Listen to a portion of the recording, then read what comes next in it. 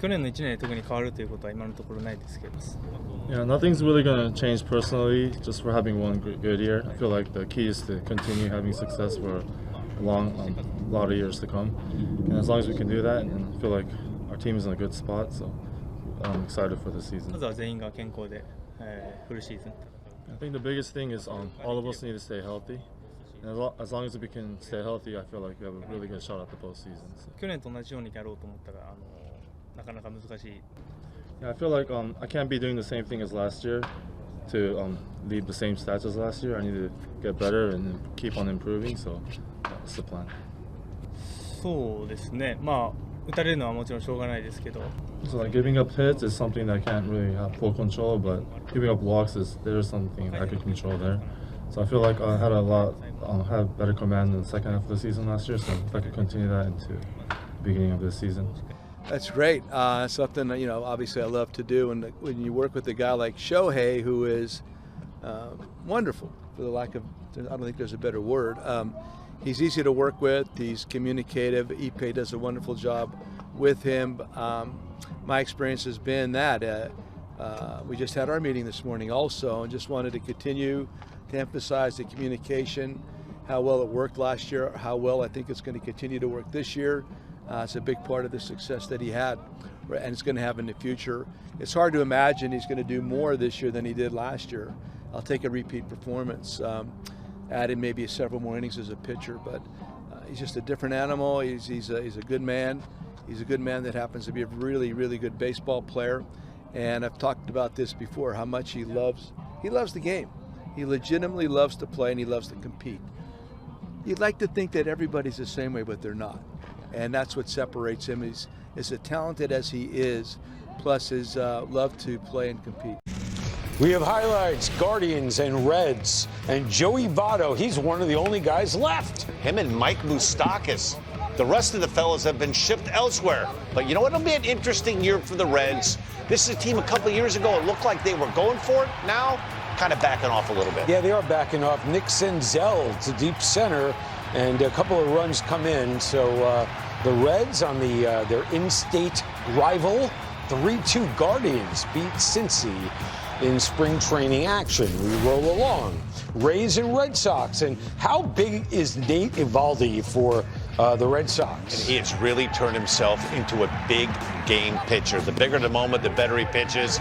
He's been able to stay healthy. Good velo, mid to upper 90s. There's a good look at that 12-6 curveball. He looks sharp in his debut in the Grapefruit League. Yeah, and with Chris Sale injured right now, even more important, Bobby Dahlback, they got firepower. How about it? He hit a bomb yesterday. That's back-to-back for Dahlback. No, exactly. Well done, 7-6. Spring training road trip presented by Camping World takes us to Fort Myers, Florida, where Peter Gammons is with Xander Bogaerts.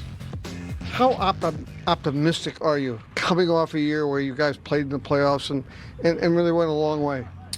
Yeah, man, last year was fun. Obviously, it didn't end the way we all wanted to or hoped that it would have ended, but I think us getting that far, we surprised a lot of people. So when you hear and you read about, shortstop statistics, analytics, you're not a great shortstop. To you, is the consistency more important than the numbers? I mean, I know a lot of people know that if you hit the ball to me right at me, I mean, you'll be out more times than not. I don't butcher a lot of balls. I don't make a lot of errors. I just try to take care of the ball as much as possible. Sometimes the great plays, I'm not as good as some of the other shortstops, but you just try to make the ones that you can, and once you're in that batter's box, you just try to make up for it.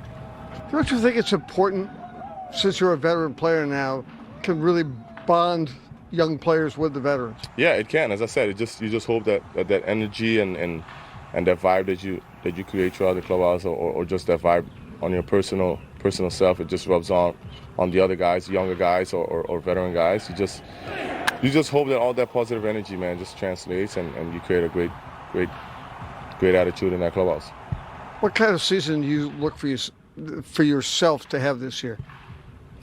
Hopefully I have another healthy season. I really stress a lot on my body, just being able to go out there and play as much games as possible. I mean, you can't do much stuff when you're not playing, so if you take care of your body as much as possible, that means you can be able perform on the field as much as possible, and just being out there is huge, you know. And as you said, that consistency of being able to be out there every day, and AC knowing that he can just put your name in the lineup pretty much every day is something that's very fun, and I take pride in.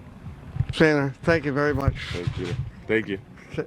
Great to see Peter and Xander. And John Heyman tweets this: superstar shortstop Trevor Story choosing one of 4 teams soon. Giants, Red Sox, and 2 other teams remain in the mix, prioritizing winning, apparently considering a short-term positional move if necessary. Let's get into that. So if it's Red Sox or Giants, yeah, it looks like he would have to move. You would think so, yes. And it's interesting, 4 teams supposedly in the mix, and he's talking about already maybe a shorter, higher average salary than a long-term deal. I think the only concern with Story last year coming off is the throwing. You're playing a position up the middle and shortstop. He was having difficulty the last 2 months of the season with his throwing. Now, if that seems to be fixed and he's throwing the ball well again, I do know this. He's a tremendous athlete, Matt, and he is a really, really good hitter. And Coors Field helps.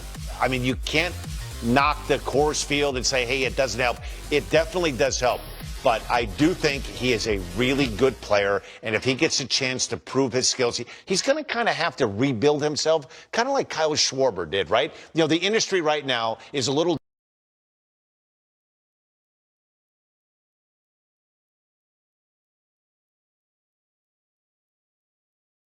down on Trevor Story because of the injury. What's going on with that throwing elbow? If that elbow is healthy, he has a chance to reestablish himself. He's a young guy, short-term deal. He would fit into a lot of lineups. Can we bring that graphic back up for a second? I want to talk about something. Right here, Dan, the Trevor Story arm strength by season. That is a dramatic drop-off. And my question would be, can a guy who has dropped off to that level play shortstop? Yes, and it's all about health, because a lot like a pitcher, you see how that graph, it's like 85, 87 miles an hour. So that led me to believe one of 2 things. It just didn't start in 2021. When you had that drop in 2020, there was probably something going on there, whether it was tendonitis, he had some inflammation. And as a player, you try to play your way through that, and sometimes that makes it worse. I know this. When healthy, he has enough arm strength to play the position. If he does, he'll be just fine. Well, they have Devers, they have Bogaerts. If they add Story, someone's moving somewhere, and we'll have to wait and see. I would love to see you put a Red Sox uni, hit a bomb, and go in that shopping cart. Who, me? Yes! Oh, the like shopping, Xander Bogaerts? The shopping cart I got taken care of. The getting in the cart and out of the cart, that's a different story. So, news and notes for you. Tyler Anderson with the Dodgers, a 1-year deal. You like Danny Duffy, I always have. Yeah. He hasn't quite lived up to the arm, to the hype.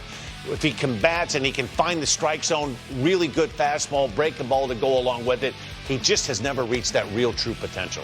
And Garrett Richards also battled a ton of injuries during his career. Really unfortunate. He gets a 1-year deal with Texas, so good for him.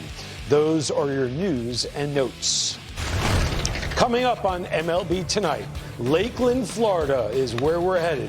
Tigers camp. We have our team coverage coming your way from FLA on MLB Tonight.